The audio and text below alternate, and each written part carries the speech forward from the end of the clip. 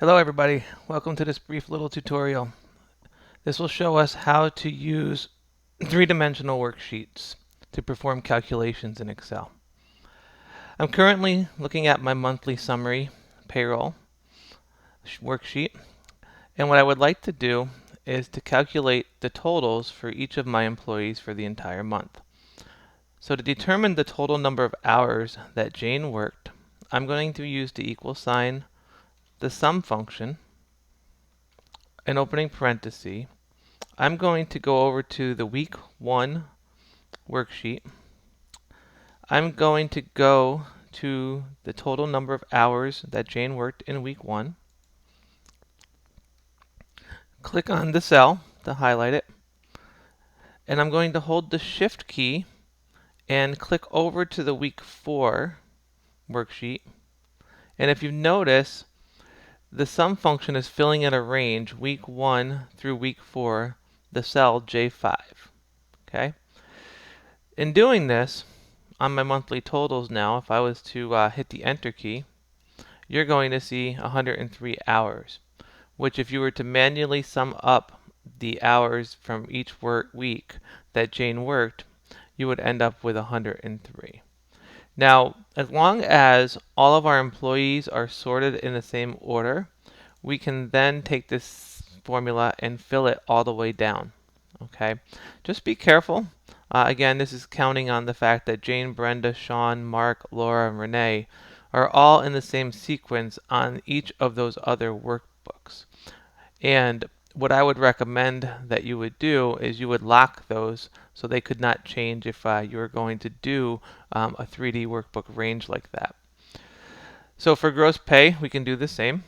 We can, in this case, we could either go get it from each of the other sheets, or we can just recalculate it here because we know it's going to be the hourly pay times the total number of hours. Okay, so I'll just do it here with the multiplication, and then I will just autofill down for the others.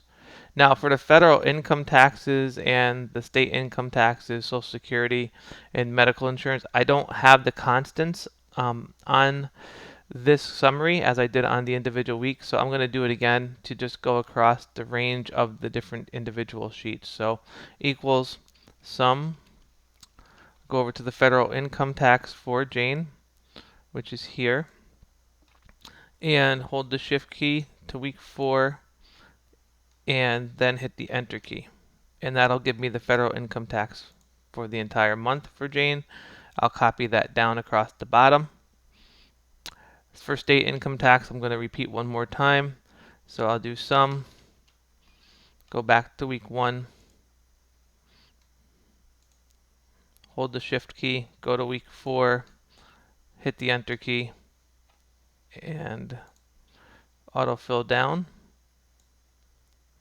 Social Security equals sum, go to week 1, go to that one, hold the shift key, go to week 4, hit enter. Medical insurance, sum, week 1 to week 4, and I'll copy this all down.